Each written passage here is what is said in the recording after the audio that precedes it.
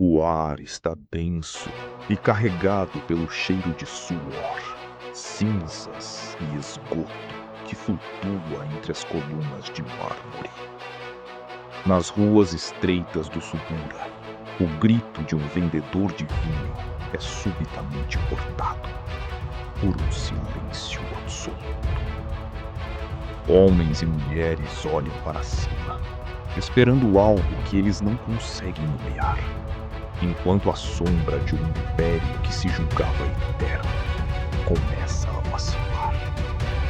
O medo não chega com exércitos invasores, mas com o peso invisível de uma rotina que de repente perde o sentido. Como uma civilização tão vasta pode se sentir tão pequena diante do inesperado? A Roma do século I não está em queda, ela está no seu ápice, uma engrenagem perfeita de poder que controla o mundo conhecido. Este é o coração do império, um organismo pulsante que dita o destino de milhões através de legiões disciplinadas e uma burocracia implacável. Mas mesmo no centro de tanta grandeza, existe uma fragilidade que ninguém ousa mencionar. A magnitude daquela existência era ao mesmo tempo a sua maior vulnerabilidade. Uma rede complexa onde o sucesso de um canto do mundo dependia da estabilidade de outro, ignorando que o colapso é muitas vezes apenas uma questão de tempo.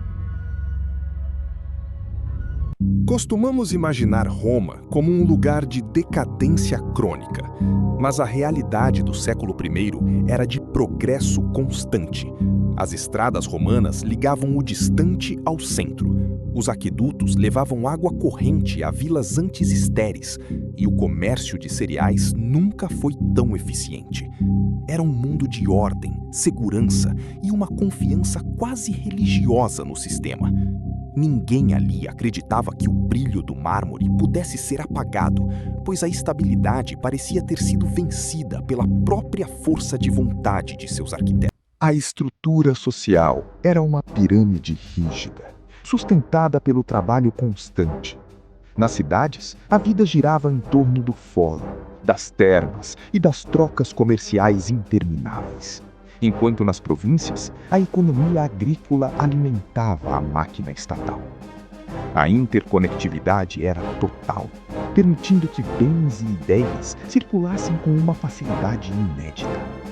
Era um ecossistema construído para a durabilidade, onde a crença na superioridade romana funcionava como um colo que unia povos tão distantes. O problema é que, ao criar um sistema tão integrado, Roma, sem saber, abriu as portas para que qualquer ameaça se tornasse global. Nas margens inexploradas do mundo, onde as florestas se encontram com pântanos neblinosos, algo começa a se mover. Um desequilíbrio natural quase imperceptível. Não é um inimigo com espadas, mas uma mudança nas correntes, uma falha na colheita, ou uma vibração profunda sob a crosta terrestre. Essas forças invisíveis começam seu trabalho de erosão, silenciosas e indiferentes aos desejos dos homens.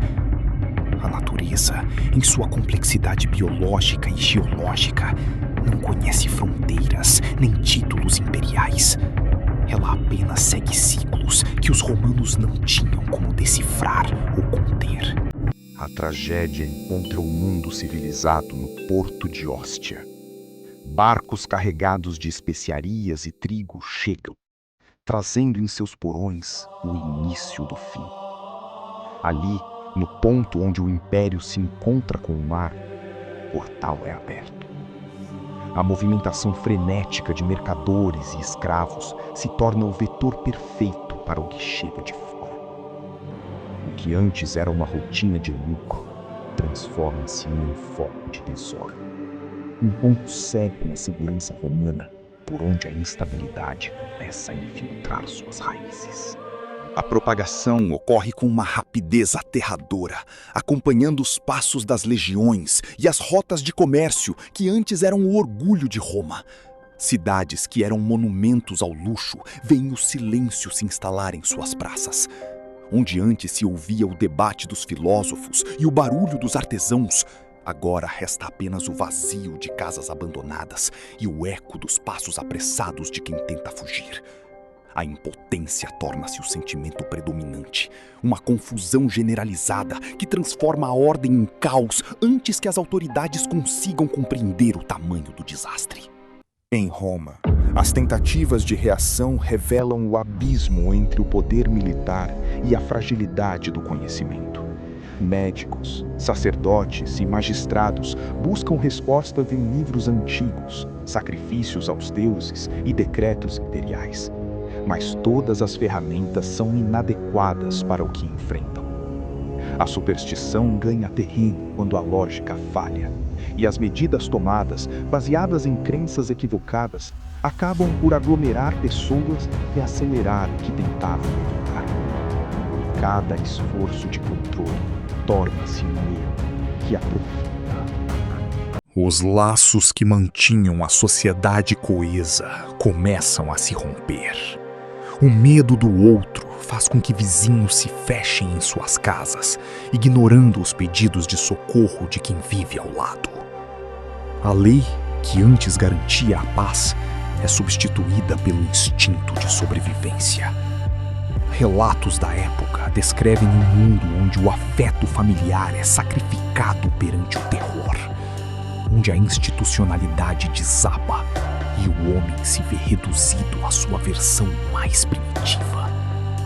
A histeria coletiva dita o ritmo das ruas, transformando o império em um arquipélago de medos isolados. O desespero gera um fanatismo sombrio, onde a necessidade de culpar alguém sobrepuja a busca por causas reais. Grupos marginalizados, estrangeiros ou aqueles que não se submetem aos ritos tradicionais tornam-se bodes expiatórios. A violência nas ruas se torna uma forma de purificação, um exorcismo violento em uma sociedade que não consegue processar sua própria fragilidade. É um período em que a sombra do preconceito se alonga e a tolerância romana é testada e destruída pelo pânico de uma população que precisa desesperadamente sentir que tem algum controle sobre o destino. O impacto logo atravessa as muralhas das cidades e atinge o campo, onde a vida rural entra em colapso.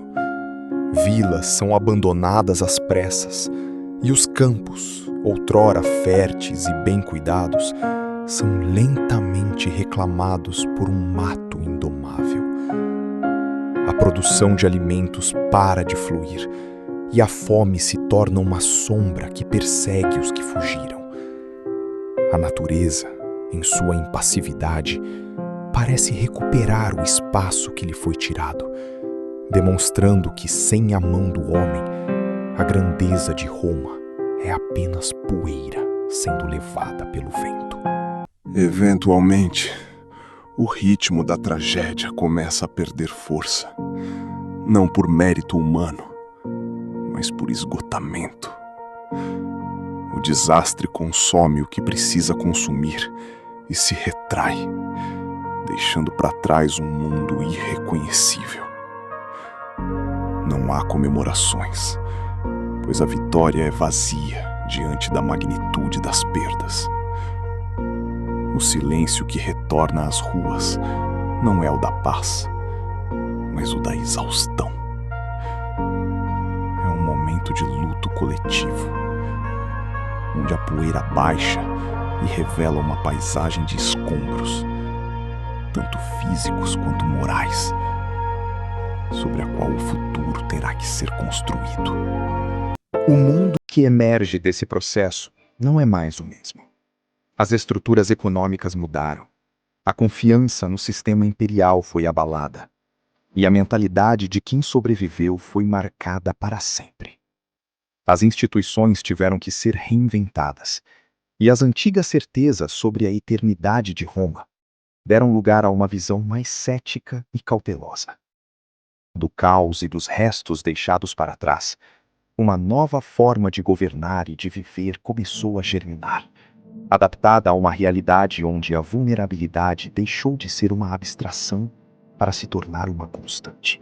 Olhando para trás, é impossível não traçar paralelos com o nosso tempo, com nossas cidades hiperconectadas e nossa fé inabalável em tecnologias que, tal como o mármore romano, nos fazem sentir invencíveis. Aprendemos de fato a lidar com a nossa fragilidade? Ou apenas construímos muros mais altos para esconder a mesma insegurança?